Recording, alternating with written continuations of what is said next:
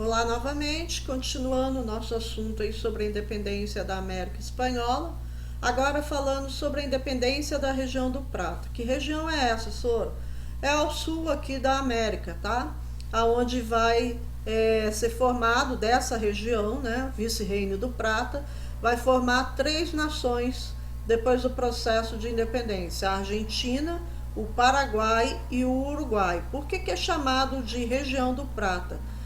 A bacia do Prata ali, que tem o encontro dos rios Paraguai, Paraná e o rio Uruguai, que vão escoar suas águas para o Atlântico, tá? Depois ali bem ao sul do Uruguai.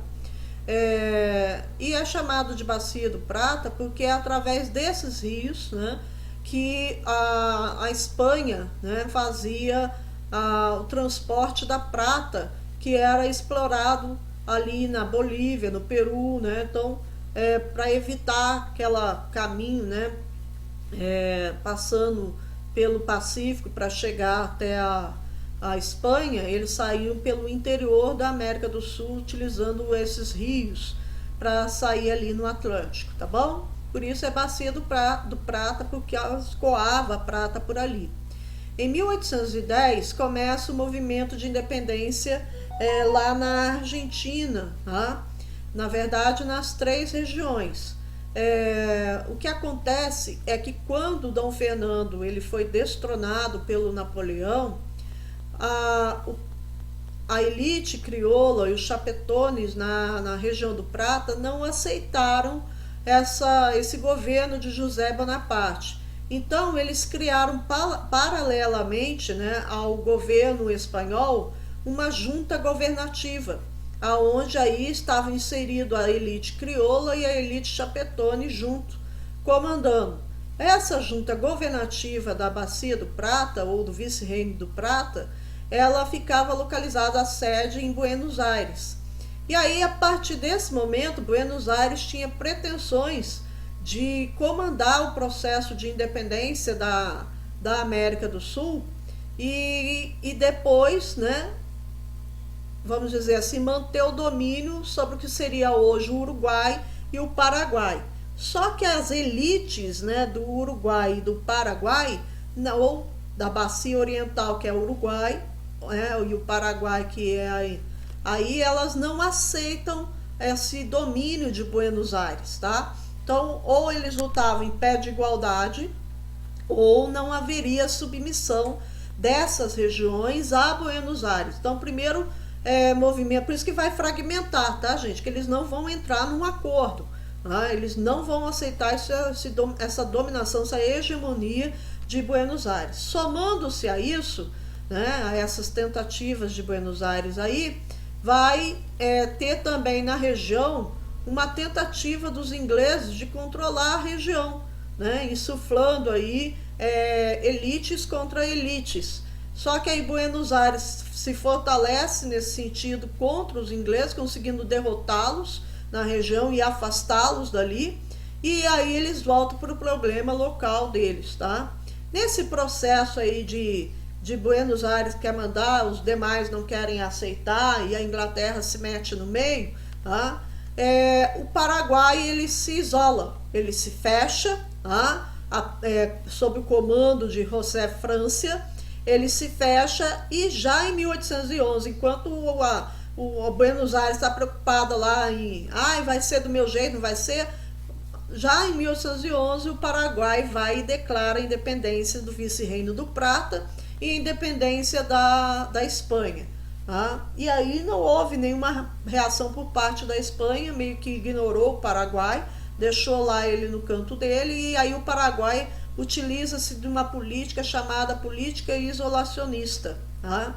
Aonde ele não vai mais se meter em problema nenhum. A Buenos Aires está pegando fogo lá contra Montevidéu, o problema é deles. Tá? Não vou me meter, agora vou construir o meu país. Tá? E aí o Paraguai, o França, se volta totalmente para a organização da sua nação, declara uma independência e implanta uma república, tá? E já declara também uma ditadura.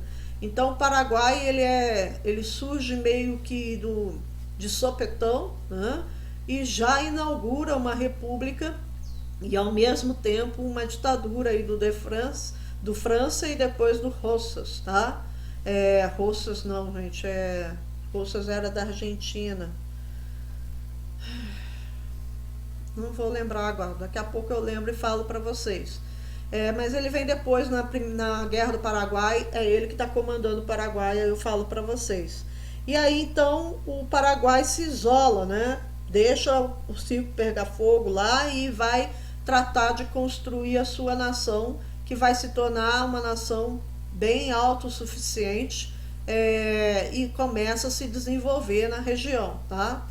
No século XIX, uma das nações que mais se desenvolveu na região foi a nação do Paraguai. E aí a bacia oriental, que seria hoje o Uruguai. Aí tem uma luta lá entre Montevidéu e Buenos Aires. O Brasil se mete no meio, já é o ano de 1816, a Argentina já tinha declarado a sua independência.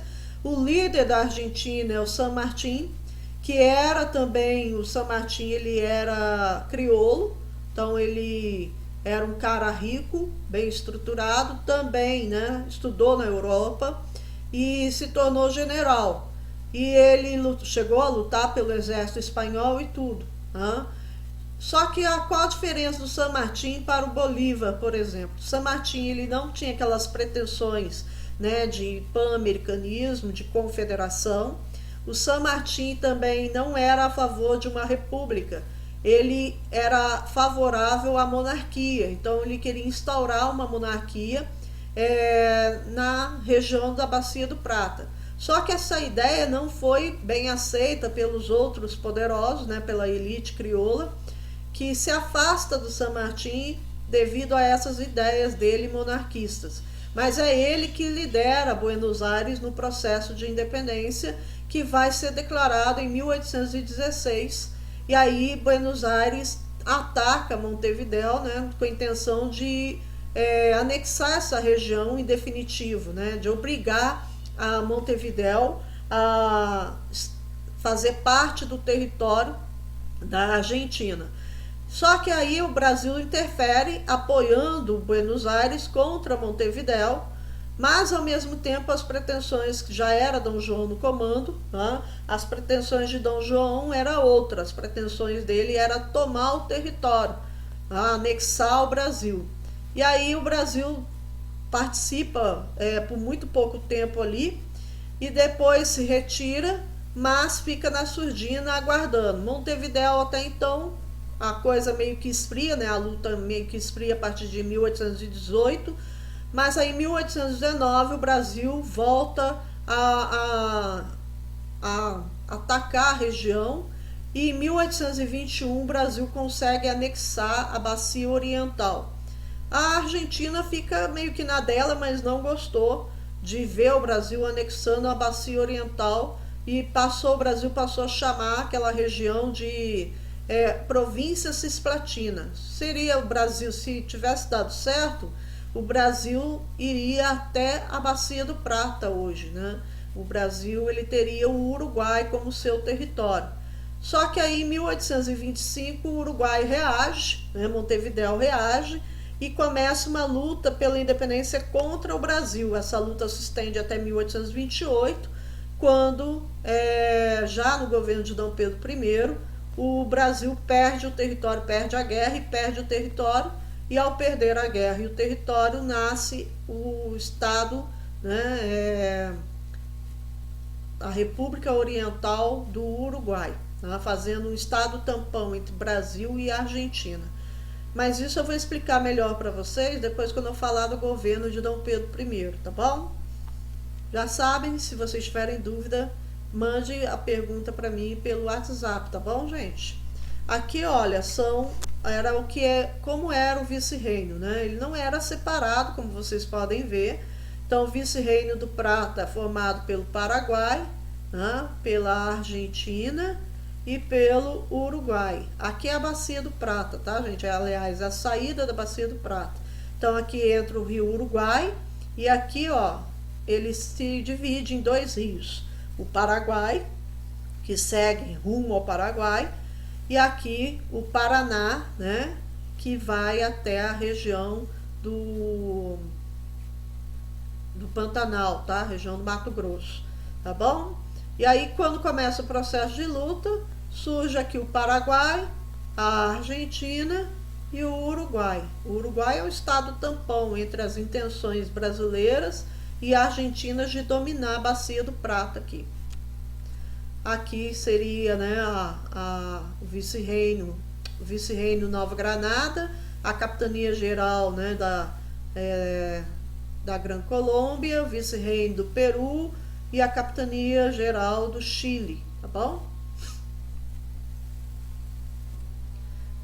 Aí aqui eu já expliquei para vocês, 9 de julho de 1816, a Argentina, né, o San Martín, declara a independência da Argentina.